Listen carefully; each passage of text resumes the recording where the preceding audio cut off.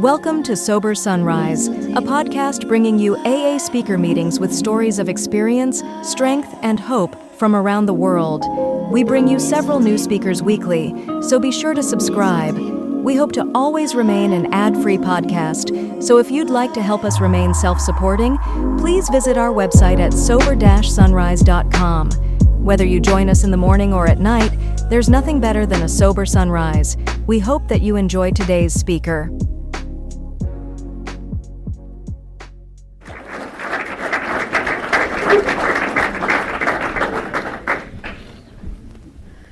Hi everybody, my name is Dan Penner and I'm an alcoholic. Amen. I'm grateful to be here sober tonight. Is it just a year? It seems like longer. It's a pleasure to be back at the Glasshous and see some friendly faces and a lot of faces that I don't recognize but we're the same folks. I remember when I went to my very first meeting and I looked around and there were people with bright eyes and they weren't drinking, they said, and I wasn't sure I believed that, but what I found was that we were all alike in that we all had a problem with booze. And you guys had a solution. You were willing to share it with me for fun and for free, and I'm really grateful for that. I didn't set out to be an alcoholic. I thought I was too young and too cute to be an alcoholic.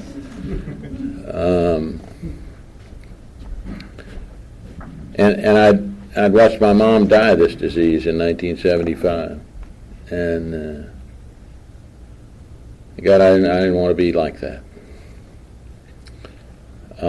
But there I was getting up every morning saying I'm not going to drink today, and by 5 o'clock I'd be drinking. It was awful. It was awful. So I came to you guys and the miracles started happening. Eve, I hope they're happening for you. Congratulations on that 60 days. That's a really neat deal. I'm supposed to tell you briefly what I was like and what happened to me and what I'm like today as a result of what happened to me, and I'm going to try to do that in the next little bit. Actually, I'm through. I'm supposed to limit it to 5 minutes on it, but I'll try to do that. I grew up here in Fort Worth in a very normal family, I thought, and there wasn't any active alcoholism going on in my house, and there was a lot of drinking. My folks had 2 or 3 drinks before dinner every night, and it just always seemed like a festive time. It seemed like part of living, and a really good part of living.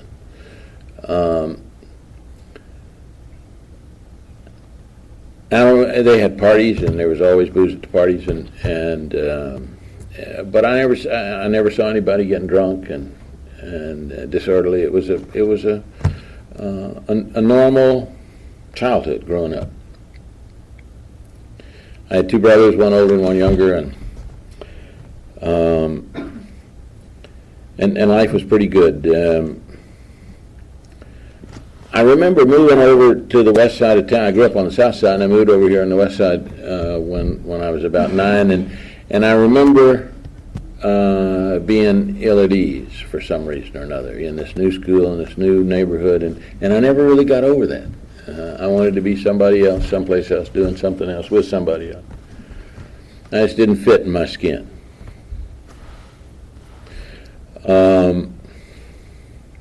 When I was about 14, I don't remember my first drink. I remember though that I went when I was about 14 to a movie with some older guys, and they had some beer, and I drank a little more beer than everybody else did, and I threw up and got home, went to bed, and got up the next morning and thought, this this isn't bad, this booze deal. You know, I can drink with these older guys. I got to do something about the puking, but if I can do that, this booze deal is a pretty good deal because it made me feel different. I felt like I fit in till I puked.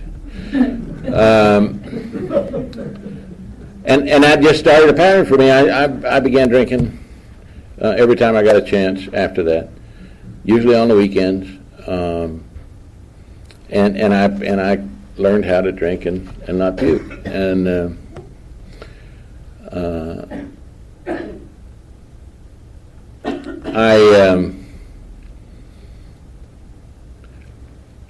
about that time, got hooked on speed as well. We didn't call it speed in those days. It was dexedrine, and that made me a little nervous, so you had to lace it with Milltown, and it was kind of a tranquilizer, and it was sort of better living through chemistry. And I did that for, I don't know, 8 or 9 years, and really had a hard time getting off the speed. And looking back, of course, everything I tell you is stuff I've learned from doing this fourth and fifth step. Looking back, the way I got off the speed was I just simply increased my alcohol intake. Nothing to it. Booze was my drug of choice, and remained that way for a long time.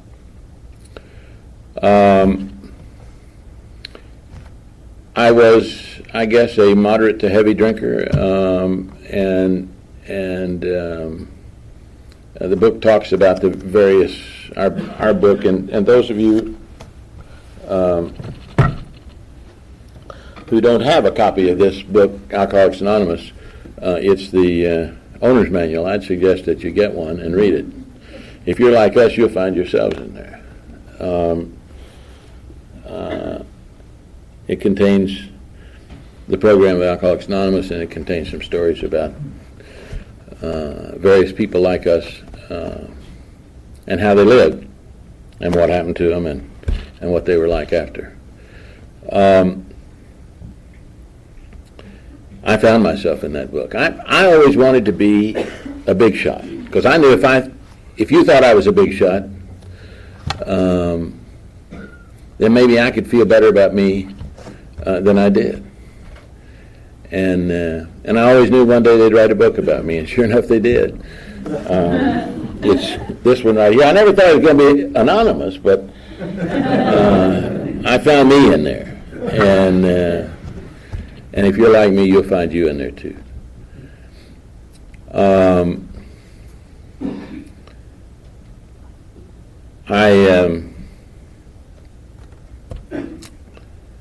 I was sent off to military school the last 2 years in high school, and it was either that or reform school, and I still don't know whether I made the right choice going out there, but I did, and I went from there, and every chance I could get off of that campus out there, where everything was regulated, then I'd find a way to find some whiskey and drink and be with the other guys, and things were pretty good.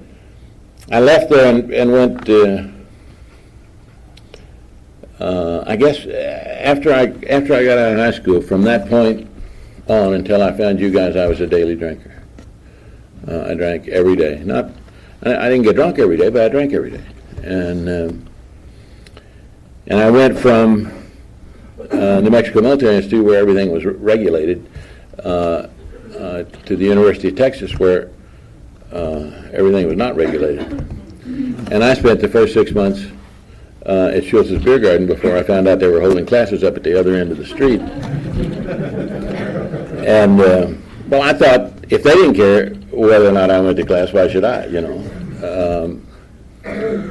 My father got to the point where he didn't care whether I went to class either or not, and he said that was the end of his financial support. So I came back up here to TCU and where I could get a job. I couldn't get a job in Austin in those days. There were so many students and so few jobs. And so I came back here and got a job and crammed a 4-year course into about 6.5 out of TCU. Drinking all the time and partying and having a wonderful time, and I never was a very good student. I graduated from TCU and went out to the West Coast, moved out there to make my fortune. That didn't work. And came back here and went to law school. And for the first time in my life, I really got involved in something that I was good at and I really liked, and law school was the thing. And as I say, I was a daily drinker by that time, but because of the workload, the drinking was way down. But for the first time in my life, I used booze as a medicine. I would work hard during the week, and I'd get through 9:30 or 10 o'clock, and I couldn't go to sleep. And I found a couple of shooters would just smooth that thing right out. And I could go to sleep, and it would just kind of shut the mind down a little bit. And I did that on a regular basis every day. I'd get through with my work 9 or 9:30, and I'd have a couple of shooters and something to eat, and I'd go to bed.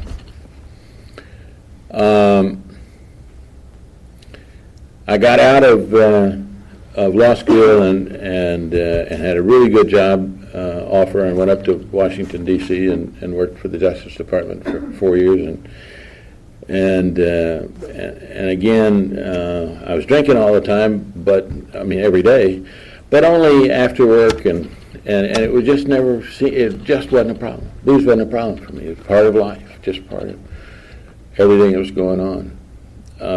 I tell you that, and I also, looking back, can tell you that denial was rampant even then. I look back at I had my first automobile accident drunk before I had a driver's license. I was down in Crestwood, and I just happened to be down there the other day, and I drove past. There was a tree in the middle of the street, and I remember going right for that tree because it looked to me like there were two of them, and I was going to go between, and I ran right. And when I didn't have a driver's license. It was some family member, a neighbor's car. I was doing it without permission, and I did a lot of that. They used to call it stealing cars. I never thought of it that way exactly. It was we'd borrow a car and go joyriding and take it back, and they had no sense of humor about it at all. I got caught every time. Anyhow, I got out of law school and was working for the Justice Department and had a wonderful time. And by the time I got to you guys, I heard people talking about blackouts.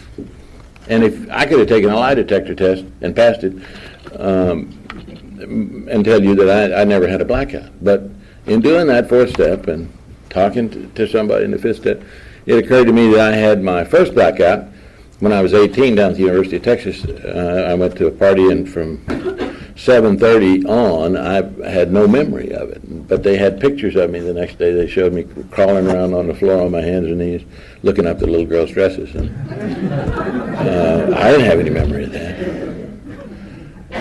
And that happened a lot by the time I got to you guys. It didn't happen often early. I mean, it was later there were a lot of blackouts, but I never thought of them as blackouts. I don't know why.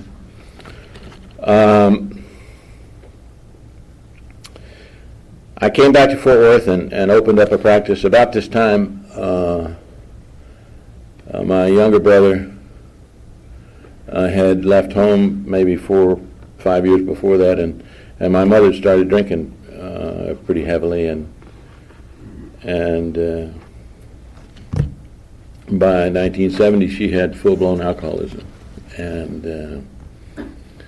it was really causing a problem in my family. And by that time I'm drinking a half a quart a day, and it doesn't seem to me like I've got a problem, so I lead the family intervention on my mother.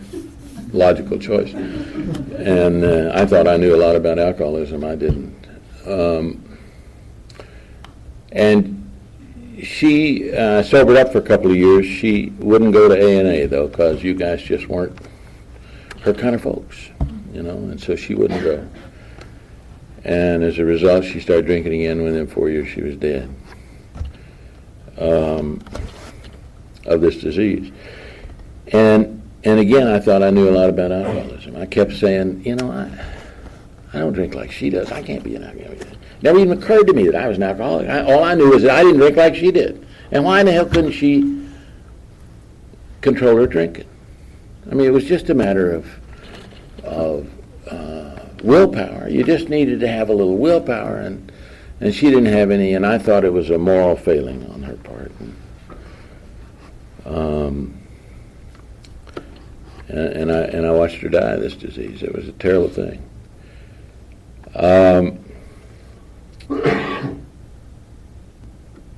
I'd gotten married my last year in law school, and we had a couple of boys, and the marriage was good, and the practice was great as long as I was with the Justice Department and during the law school years. And I got out and opened up a practice here, and all of a sudden the competition was different for some reason or another.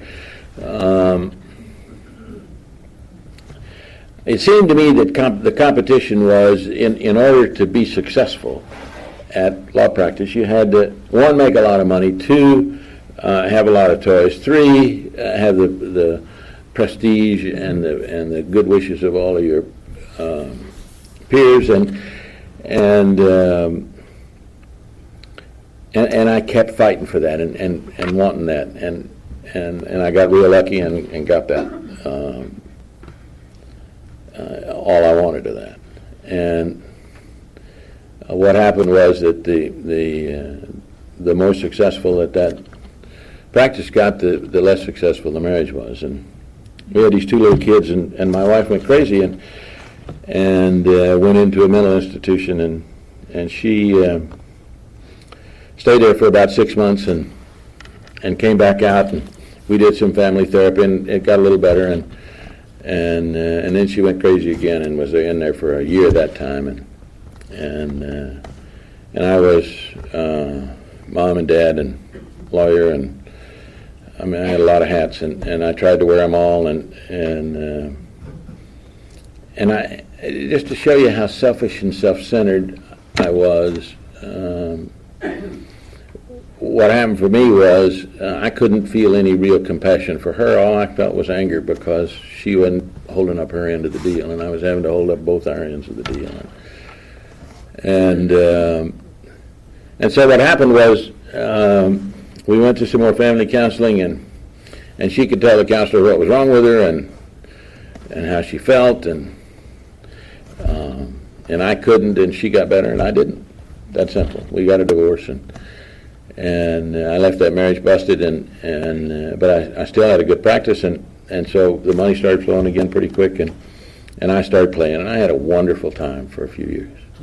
I did a lot of traveling and fun stuff, and again, I was a daily drinker, and it just never occurred to me that booze was a problem for me. I was a heavy drinker, and I knew I was a heavy drinker, but I could hold my booze, you know. Besides, I was just a social drinker, right? And somebody said, and it's true for me, I was such a social drinker that every time somebody said, "I'll have a drink," I'd say, "So shall I," you know.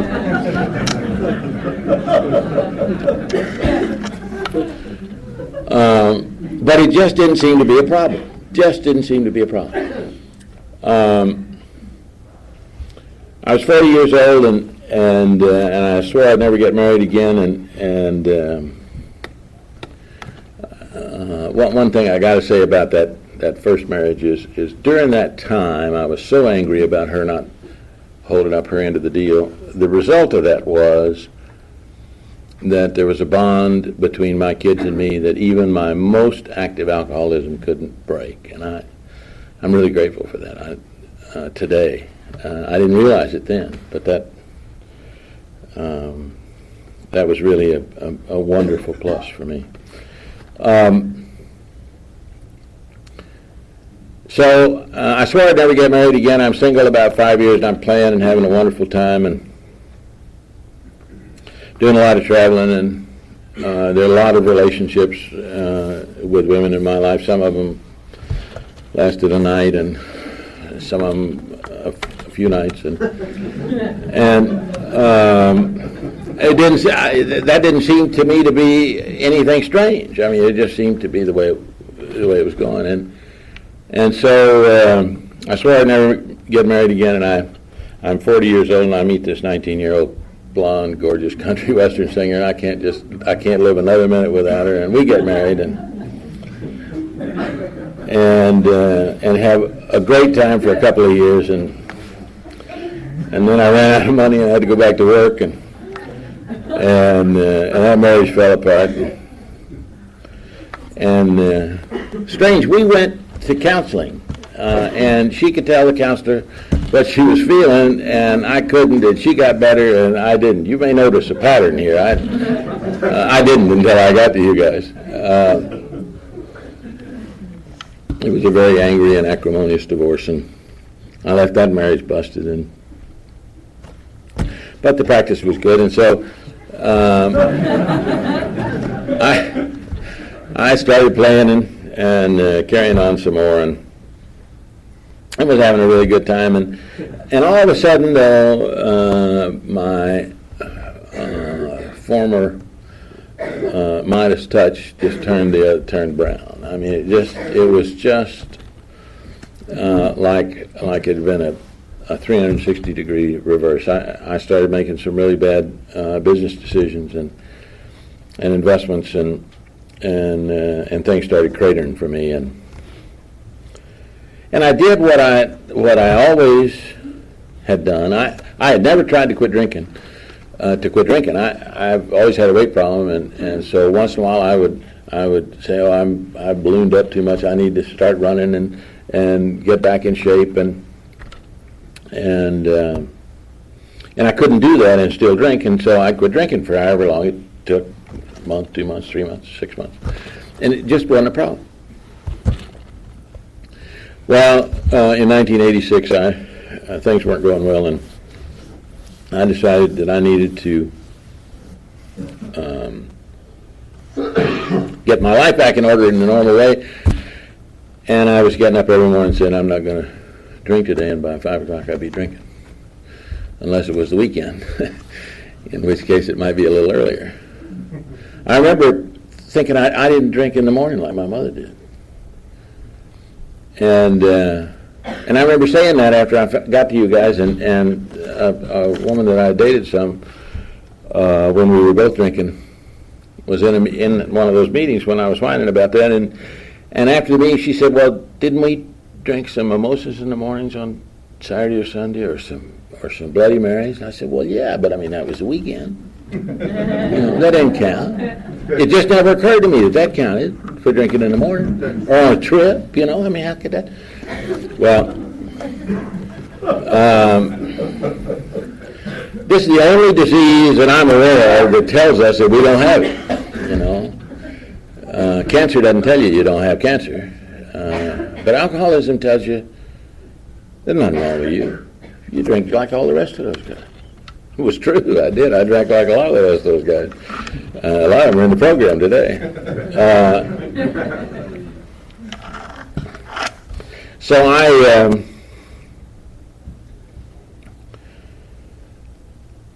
I called a friend of mine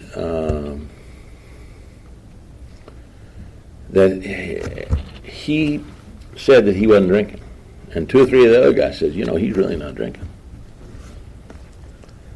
And I tried all the stuff the book talks about, It talks about beer only, wine only, drinking only in the, in the afternoons, drinking only at night, taking a trip, not taking a trip, all that stuff. I tried all that stuff. But I was still getting up every morning and saying, I'm not going to drink today, and by 5 o'clock I'll be drinking. And so I go to see this guy, and we have lunch, and I say, is it really true that you haven't had a drink in 6 months?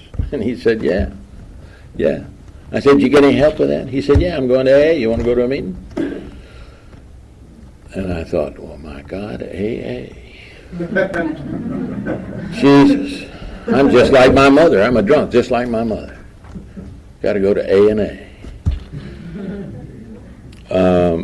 That was one of the blackest days of my life, because I really didn't set out to have on my resume that I'd be an alcoholic. I really thought that it was a moral failing, and I don't know where I got that idea. But I thought, oh shit, I've got it. And I had tried so hard not to have it, but for me it was like making love to a gorilla. You just couldn't stop till the gorilla wanted to. Booze had me, and it just wasn't anything. I couldn't turn it loose, So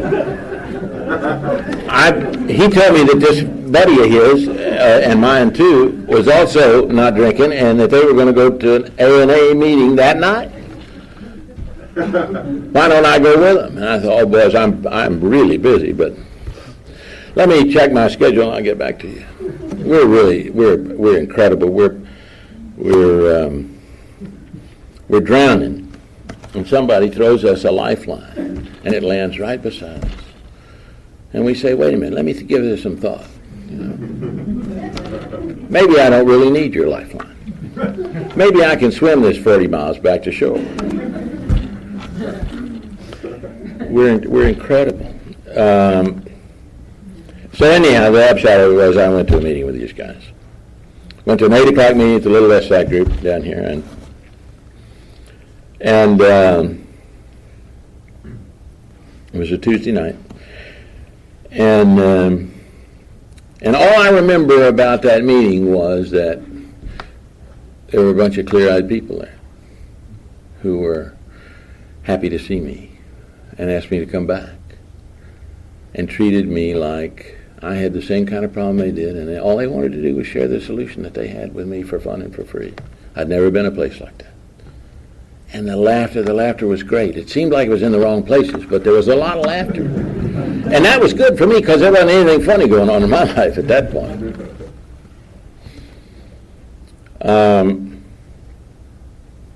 One of the guys brought me a big book, and he took me home. Now, I hadn't had a drink before they came by to pick me up at 7:30 for this 8 o'clock meeting, and that was pretty late for me not to have a drink. But I didn't want to do anything to screw up their program, whatever it was, So I didn't have a drink, and they got me back to the house about 9:30, and they said, "Can we come in a minute and talk? Do you have a Coke and talk to you about some stuff?" And I said, "Yeah, I guess so." Because I wasn't going to have a drink in front of them, and God knows what I might do to their program. And me, I, me, mine. That's just, somebody said that the Alcoholics theme song ought to be, I'm always on my mind,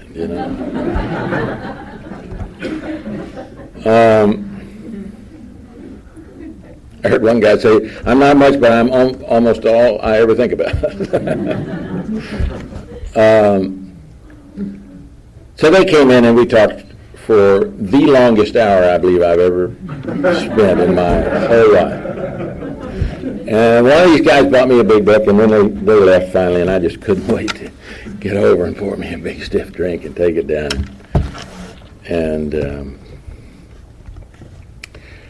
And I sat down and drank a half a quart of whiskey and read the first half of the big book. I was really a smart dude. I had 2 college degrees, and I could read this stuff, boy, and I was so smart, in fact, that if I'd have been that much smarter, I'd have died drunk. Just that much smarter. Thank God. The next morning I get up and say I'm not going to drink today, and I go off to work, and at 5 o'clock I'm leaving a meeting where everything is falling apart, and nothing's going the way I want it to go, and I get back to my office and I pour a couple of stiff shooters, and I go to a party and have a couple of drinks there, and then go home, because by this time, if I go to a party and have 2 or 3 drinks, I don't want to start slurring my words and look like my mother. So if I feel that coming on, I'm in the car and I'm going home. So here's Mr. Social Drinker drinking a half a quart of whiskey every night by himself in his house. I don't know how that computes to you. It seemed to me to be social drinking.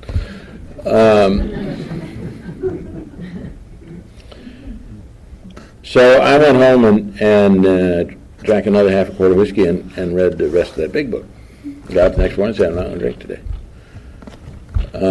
5 o'clock that day, I'm coming home from another meeting, and it's just everything's going to hell in a handbasket, and nobody's doing it the way I want them to. And I leave that meeting, and I'm walking back to my office, and at that point, I hadn't said a prayer, I bet, in 30 years, maybe 40.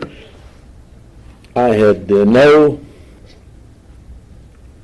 relationship with God of any kind. I'd given up on God. I had been through a number of Protestant religions. I'd studied some Eastern religions. I had converted to Catholicism at one point when I was dating a Catholic girl who had what I wanted, and she really did. It was incredible. You could watch her go down the aisle to the front of the church and take communion, and when she stood up and turned around, she was a different person. And that was very attractive to me. And I tried that. I tried as hard as I could to find what she had in Catholicism, and I couldn't find it. So I gave up on the church, and I didn't have any kind of a relationship with God at all. And I'm walking back to my office, and I just can't wait to have a drink, and a voice or a thought or something said to me, I thought you weren't going to drink today. God, my heart started pounding, and my palms started sweating, and I looked up, and in the most skeptical way I said, well, I guess you're going to help me out of that. And walked back to my office. And for the first time in my memory, I was out of booze at my office. I didn't have any booze in my office. And I had 2 emergency phone calls from clients that I had to return. It took about an hour to return these 2 calls. And I didn't have to have a drink. And I went back to a meeting at that little West Side group Thursday night, December the 18th, 1986, and picked up a chip. One of these guys.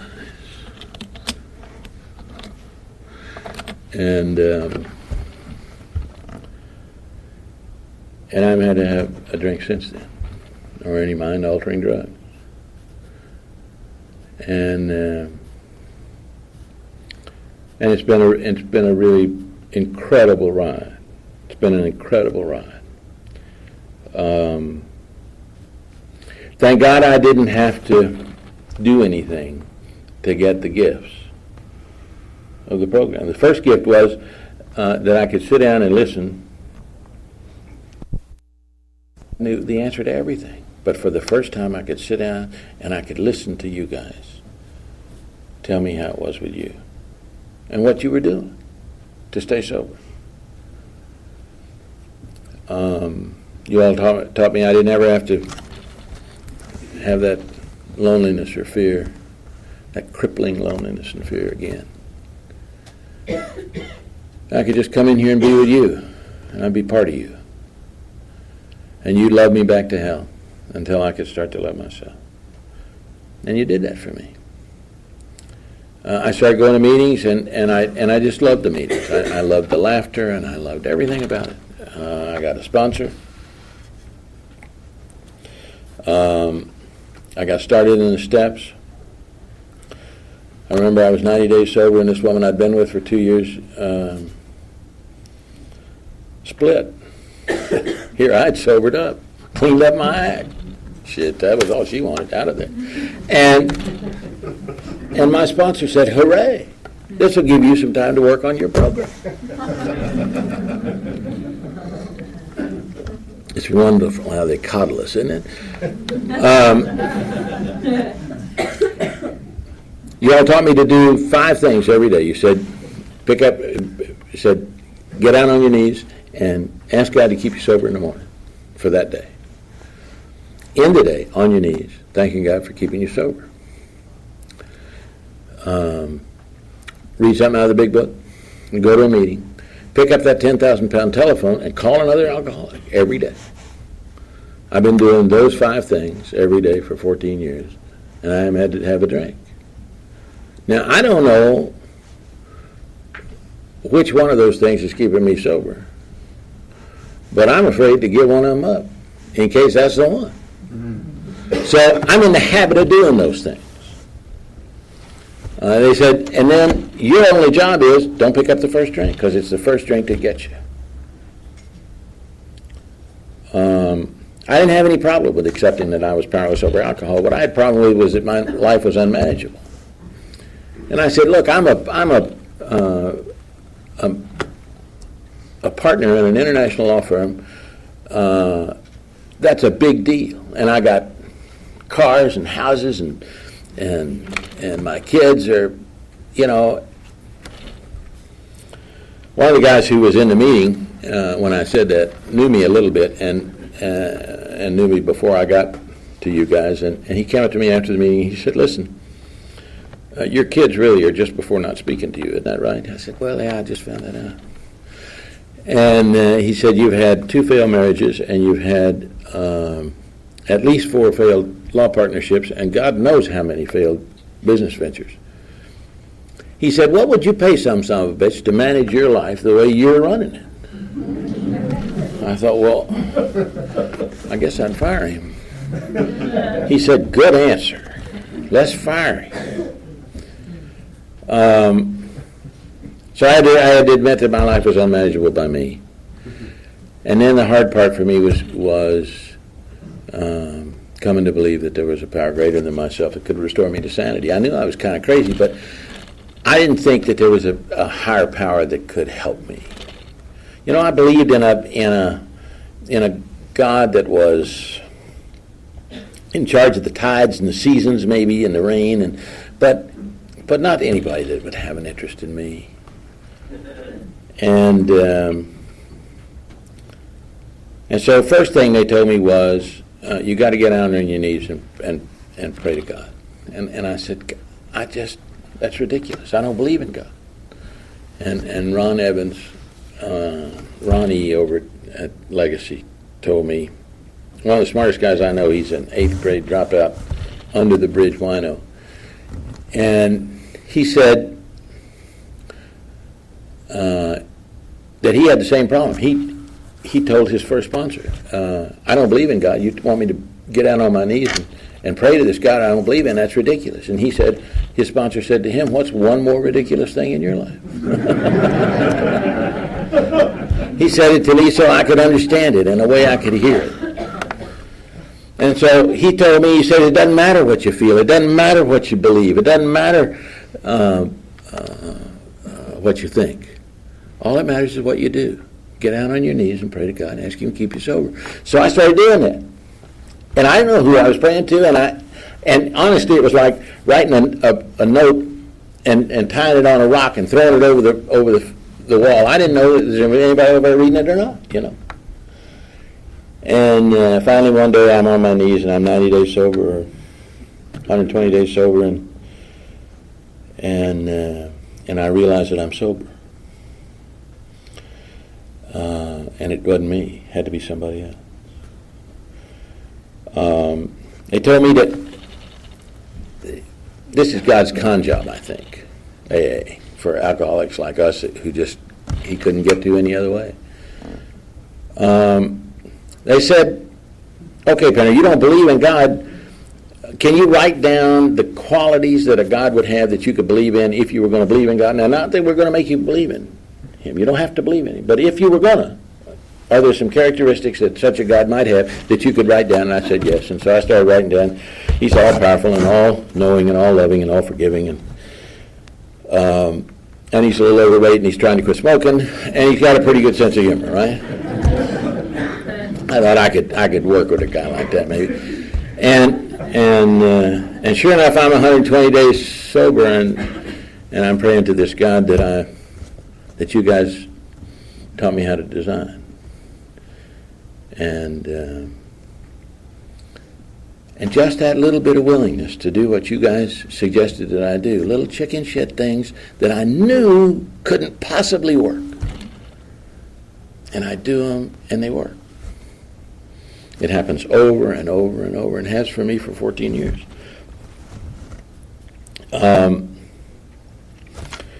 So I came to believe, but trusting in this God was a hard thing. Until one day somebody said to me, Penner, I saw you just walk across the street in front of a bus that wasn't stopped yet. And you relied on that bus driver whom you've never met and didn't know what the hell he might be smoking to stop that bus at the light so he wouldn't run over you, and yet you won't trust God, who loves you more than anything in the world. And it finally clicked for me. Maybe I can trust God. Maybe I can trust God. He said, you trust the guy next to you at 70 miles an hour not to move over into your lane? Why can't you trust this God that loves you more than anything you can possibly imagine? He asked me, he said, Penner, he said, you got 2 boys. You really love those boys, don't you? I said, yeah, I really do. He said, how much do you love them? I said, I can't describe to you how much I love those boys. He said, if your God is all-powerful and all-knowing and all-loving and all-forgiving, then he must love you even more than you love those boys. And I thought, Jesus, maybe that's right. Maybe that's right. And I began to trust. I began to trust that God has for me in store better stuff than I could ever imagine for myself if I just get out of the way. If I just be gentle with myself and get out of his way and let his will work in my life.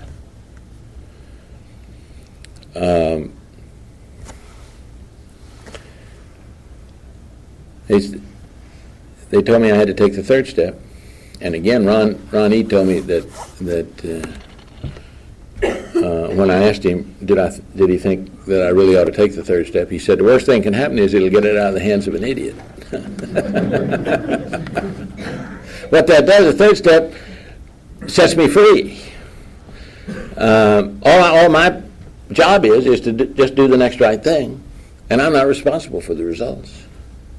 That's somebody else's business. All I can do is do the next right thing and let the results take care of themselves. You taught me the process. The process is to pray about it, use the brain that God gave me to think about it, and then decide what is the next right thing to do, and then before doing it, check it out with somebody else in Alcoholics Anonymous. That's the process that these steps teach us how to do. And I do that today. When I don't do it, I'm usually in trouble. One